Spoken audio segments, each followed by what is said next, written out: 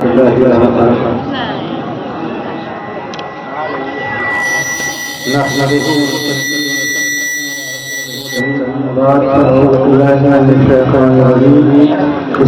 الرحمن الرحيم. قد أفلح من تزكى وذكر اسم ربه فصلى.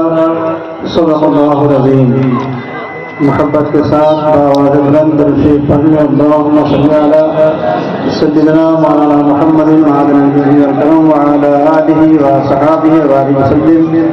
صلاة وسلاما عليك يا رسول الله صلى الله تعالى عليه وسلم. حضرات،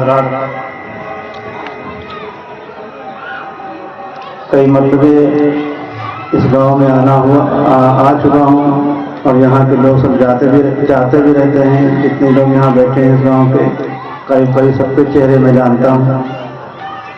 کوئی دوری نہیں ہے. یہاں پہ صاحب جاتے رہتے ہیں.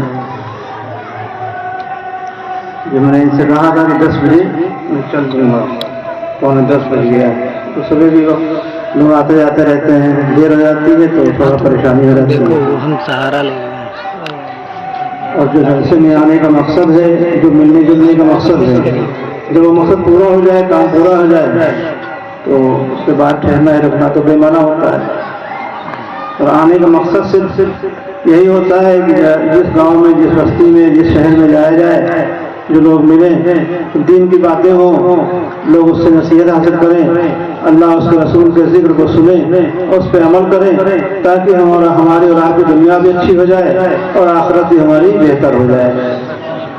یہی مقصد ہوتا ہے جلسے میں آنے کا، کہیں جانے کا اور ملنے جلنے کا. میں نے قرآن مجید کی بہت ہی مشہور آیت تلاوت کی. اللہ رب العزت اپنے پاک کلام میں ارشاد فرماتا ہے کہ قد افلح من تزکى وذكر اسم ربه فصلى. یعنی کامیاب وہ ہوا جس نے پاکیزگی حاصل کی، وذكر اسم اور ربه، اپنے رب کا ذکر کیا اور نماز پڑھی. 3 چیزوں کا اللہ تبارک و تعالیٰ نے اس آیت مبارکہ میں ذکر فرمایا کہ کامیابی کا ایک راستہ دکھایا کہ جس نے پاکیزگی حاصل کی اور اپنے رب کو یاد کیا، رب کا ذکر کیا اور نماز پڑھی. بھیا تو 5 منٹ بیٹھ جاؤ، اتنی دیر کے لیے بیٹھا جا رہا ہے. ٹوپی بھی سب میں سما جانے کم سے کم ٹوپی لگا دیا. کیا نام ہے؟ مقیم نام. ٹوپی بھی 2 روپے ٹوپی تھی، وہ بھی چلی گئی. کیا رہے گا؟ کچھ نہیں رہا. نماز کیا پڑھو گے؟ تو اللہ تعالیٰ نے فرمایا کہ نماز کے لیے فرمایا، کامیابی بتائی کہ اس میں جو ہے پاکیزگی حاصل کرو، نماز پڑھو، اپنے رب کا نام یاد کرو. اور اس کی تفسیر میں اگر جائیں گے تو اگر علماء اس کی تفسیر بیان کرنے لگے، اس پہ بولنے لگے تو ایک لفظ کہ کامیاب وہ ہوا، کامیابی پہ ہی بولنے کے لیے آ جائے تو گھنٹوں بول سکتے ہیں. پاکیزگی حاصل کی، پاکیزگی کیا ہے، اس پہ بولنے پہ آ جائے تو گھنٹوں بول لیں گے.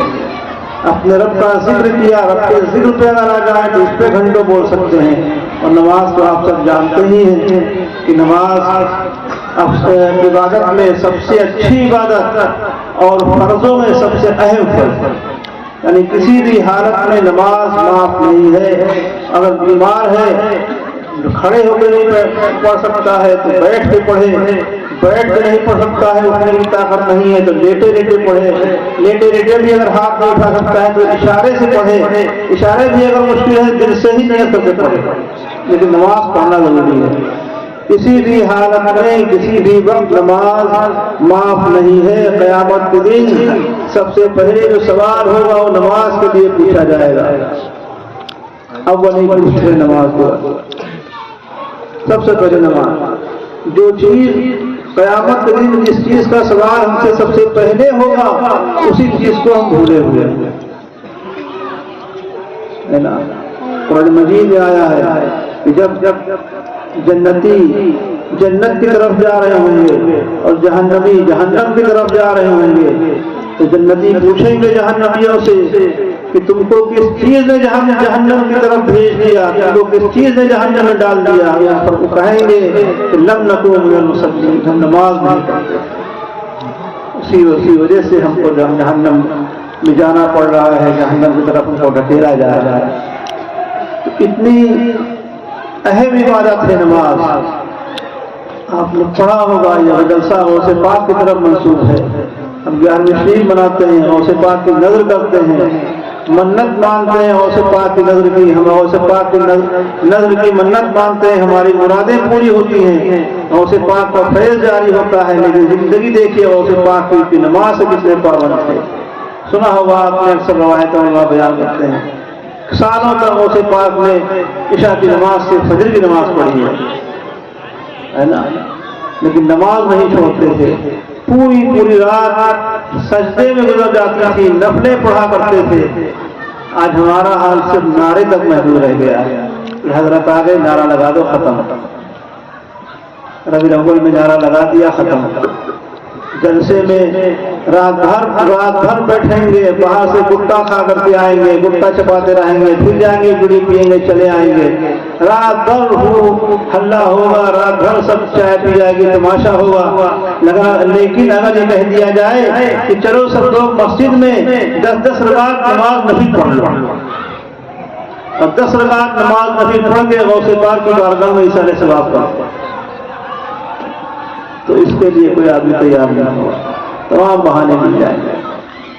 نماز ایک ایسی عبادت ہے مسلمانوں جو اللہ کو، جو بندے کو اللہ سے بہت قریب کر دیتی ہے، اور جب سچی دل سے انسان کھڑا ہوتا ہے اور نیت مانتا ہے اللہ ہم کہہ کے، اور صرف اللہ کی جانب ہوتا ہے کہ اللہ ہم اپنے پروردگار کے سامنے کھڑے ہوتے ہیں، یہ سوچ کے جب کھڑا ہوتا ہے، دل صاف ہوتا ہے، تو اس وقت بندے کو جو لذت محسوس ہوتی ہے اور اس کو جو ایک سرور ملتا ہے وہ زبان سے بیان نہیں کیا جا سکتا ہے، صرف آپ کر کے دیکھ سکتے ہیں، وہ بھی تنہائی میں، یعنی اس وقت کسی کا خیال نہ ہو، کسی چیز کا گزر نہ ہو۔ اتنی اہم چیز مسلمانوں نماز ہے، اور ہم اسی کو بالکل چھوڑے ہوئے ہیں۔ جلسے کرانا باعث برکت ہے، غوث پاک کی نیاز جہاں ہوتی وہاں برکتیں ملتی ہیں، لیکن اگر نماز چھوڑ دی جائے تو پھر غوث پاک کی برکتیں جو ہیں وہ بہرحال برکت تو ہوگی، منت مانی آپ نے نظر کی، اس کی برکت تو ملے گی، لیکن جو برکت ملنا چاہیے وہ نہیں ملے گی۔ وہ برکت اسی وقت ملے گی جب آپ نماز کی پابندی کریں گے، جب آپ جھوٹ سے بچیں گے، جب آپ چغلی سے بچیں گے، جب آپ کسی کی زمین دبانے سے بچیں گے، جب آپ کے دل صرف اللہ اس کے رسول کی طرف ہوگا، تب غوث پاک کے نظر کی برکت پوری طور سے آپ کو حاصل ہوگی۔ اور حاصل کیا ہوگا؟ جب انسان پوری طور سے اللہ اس کے رسول کے ذکر میں لگ جاتا ہے، اور اس کو یہ احساس ہو جاتا ہے، یقین ہو جاتا ہے کہ صرف ہم اللہ اس کا رسول ہی سب کچھ ہے، اور جب یہ سوچ دے گا انسان تو اس کو پھر کسی چیز کی رغبت نہیں۔ دنیا میں کام کرتا ہے، وہ روزی بھی کماتا ہے، پیسے بھی کماتا ہے، اب گھر میں بھی رہتا ہے، لیکن اس کا دل پوری طرح سے مطمئن ہوتا ہے، وہ ڈرتا نہیں ہے کہ ہمارا نقصان ہو رہا ہے، وہ سوچتا ہے ٹھیک ہے نقصان تھا، ہو گیا، اللہ اس کو پورا کرے گا۔ اس کو خوف نہیں ہوتا ہے، اس کو ملال نہیں ہوتا ہے، اس کو رنج نہیں ہوتا ہے، اس کو کسی طرح کی کوئی گھبراہٹ نہیں ہوتی ہے جب وہ یہ سوچ لیتا ہے کہ صرف اللہ اس کا رسول اس کو پورا کرے گا۔ تو تمام لوگ میرے پاس جاتے ہیں کہ حضرت بیماری، آزاری، یہ وہ دنیا بھر کا، بہت سے لوگ آ کر ہی جاتے ہیں، گھبراہٹ ہو رہی، الجھن ہو رہی۔ 100 آدمی ہے، 100 میں سے 80 لوگ میرے پاس ایسے ہوتے ہیں کہ حضرت پانی دے دیجیے، الجھن بہت ہوتی ہے، پانی دے دیجیے، گھبراہٹ بہت ہوتی ہے، گھبراہٹ الجھن۔ کچھ لوگ تو ایسے بھی جاتے ہیں کہ ڈاکٹر کے پاس گئے، دوا لی، الجھن گھبراہٹ کی، اس کے باوجود الجھن ہو رہی ہے، آئے بتایا دوا لائے تو میں دوا لیتے کا دوا لی تھی، لیکن الجھن بہت ہو رہی، دوا کھا لیتے ہیں لیکن کوئی گھبراہٹ ہوتی ہے، گھر سے رات میں نکل جاتے ہیں، یہ کرتے ہیں وہ۔ میں نے سوچا گھبراہٹ کیوں ہوتی ہے، تو پھر جب غور کیا تو معلوم ہوا کہ اللہ تبارک و تعالیٰ قرآن مجید میں ارشاد فرماتا ہے کہ الا بذکر اللہ تطمئن القلوب، یعنی لوگوں کے دلوں کو اللہ کے ذکر سے سکون ملتا ہے، اطمینان ملتا ہے نہیں؟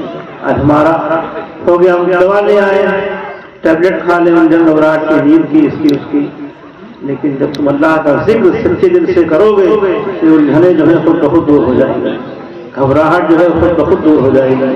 موت کا تو وقت متعین ہے مسلمانوں، اس اس میں کوئی ذرہ برابر ایک لمحہ نہ ادھر ہے نہ ادھر ہے، جو وقت جس کا مقرر ہے اس وقت وہ دنیا سے چلا جائے گا۔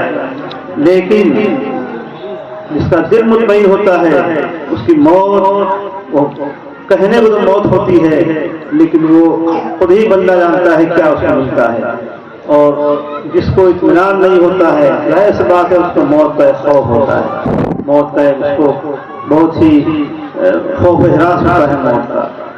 تو بزرگوں نے جس طرح سے زندگی گزاری مسلمانوں میں، غوث پاک کا جلسہ ہے، غوث پاک کے نام کی طرف منسوب ہے، کس طرح سے غوث پاک نے زندگی گزاری تھی۔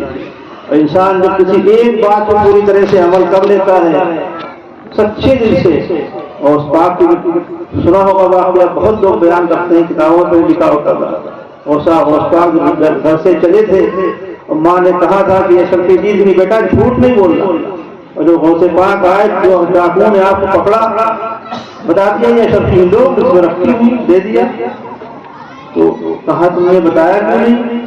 کہا میری ماں نے کہا تھا جھوٹ نہیں بولنا۔ تو آپ دیکھیے ایک طرف تو غوث پاک نے ماں کی فرما برداری کی کہ ماں نے کہا تھا جھوٹ نہیں بولنا تو جھوٹ نہیں بولے، ماں کی فرما برداری ہوئی، اور دوسری طرف جھوٹ نہیں بولے۔ ہمارا حال یہ ہے، ہمیں ماں باپ بتاتے ہیں سمجھاتے ہیں کتنی نافرمانی کرتے ہیں، لیکن غوث پاک نے ماں کی فرما برداری کی، ماں کی فرما برداری اور جھوٹ سے بچنے کی برکت یہ ملی کہ وہ 40 ڈاکو فوراً توبہ کا طائب ہو گئے، فوراً 40 ڈاکو نے توبہ کر لی، اور ڈکیتی چوری جیسے سب نے چھوڑ دیا آپ کے ہاتھ پہ توبہ کر لی۔ یہ کیا تھی؟